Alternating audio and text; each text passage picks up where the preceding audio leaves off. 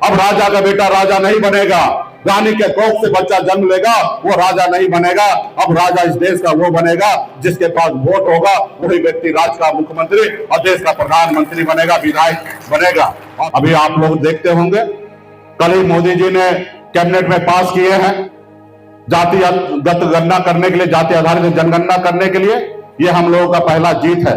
पिछले कई सालों से 30-35 सालों से आदरणीय लालू प्रसाद यादव जी, मुलायम सिंह यादव जी, बहन मायावती जी, स्वर्गीय रामविलास पासवान जी, तमाम बैकवर्ड पिछड़ा जाति के सभी नेता लोगों ने पिछले 35 सालों से लड़ाई लड़ रहे थे और आज जाके अभी फिर से मोदी जी ने कहा कि हम जाति आधारित गणना कराएंगे। आज चिराग जी कहते हैं कि जाति पाति क्या होता है। अरे भाई, आप जाति के आधार पर, आप दलित का बेटा है, इसी आधार पर आज दिल्ली में मंत्री बने हुए हैं, आप सांसद बने हुए हैं। तो इसलिए साथियों, कुछ लोग जो है बड़ा बड़ा सपना देख रहे हैं, मोदी जी को खुश करने के लिए लगे हैं। तो आपके पिताजी खुश नहीं होंगे, जहां पे भी होंगे वो आपसे तकलीफ में होंगे कि हमारा बेटा, हमारा रास्ता क्या था।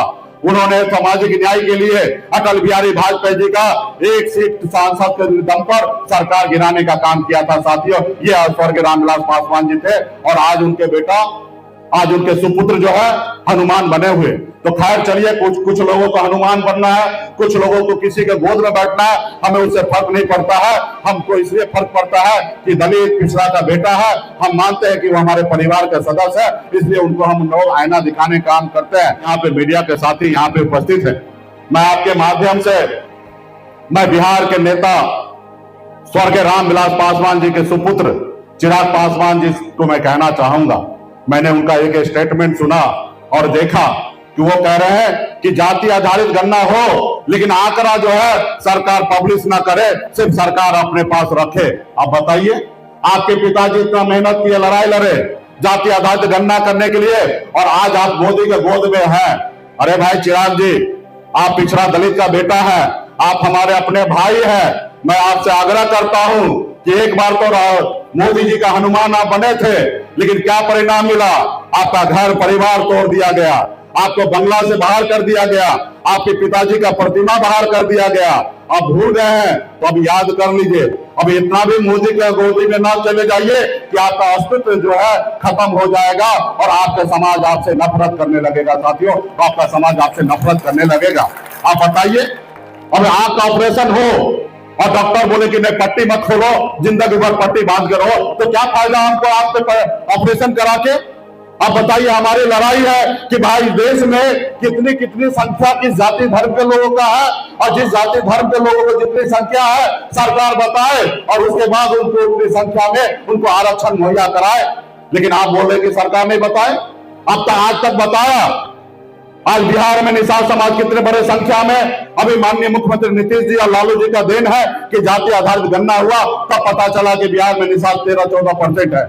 जब बिहार में पता चला कि अति पिछड़ा 37% है, इससे पहले अगर 25% बोलते थे तो लोग कहता था चुप रहिए, 25% अति पिछड़ा नहीं है, 20% के आसपास में आप 25 मत बोलिए। लेकिन अभी क्लियर हो गया 37% है। और जब 37% हुआ तो आदरणीय नीतीश कुमार जी, लालू प्रसाद यादव जी निर्णय लिए कि अति पिछड़ा आरक्षण जो 18% है उसको बढ़ा के 25% किया जाए।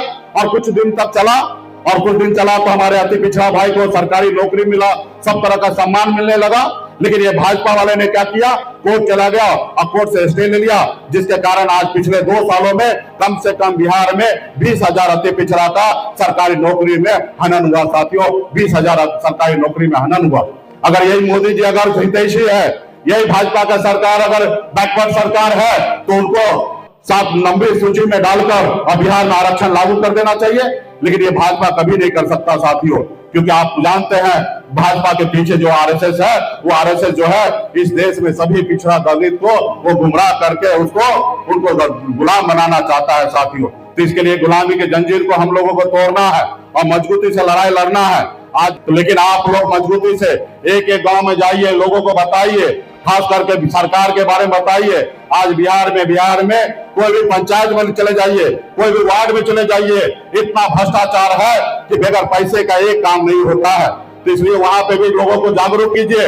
और जो चुनाव के समय में भाजपा का नेता, जेडीयू के नेता, ये लोग आपसे जब वोट मांगने के लिए आते हैं तो उनके घर पे लोगों को भेजिए, जनता को भेजने का काम कीजिए कि वो लोग जब कल तुमसे वोट मांगा था तो अभी जाओ उनको बोलो कि ये सीओ साहब एक मोटेशन करने के लिए 25,000 का मांग रहा है, उस व्यक्ति से 25,000 लेकर उस सीओ साहब को देने का काम करो, क्योंकि वही तुमसे वोट लेकर नीतीश जी का सरकार बनाए हैं।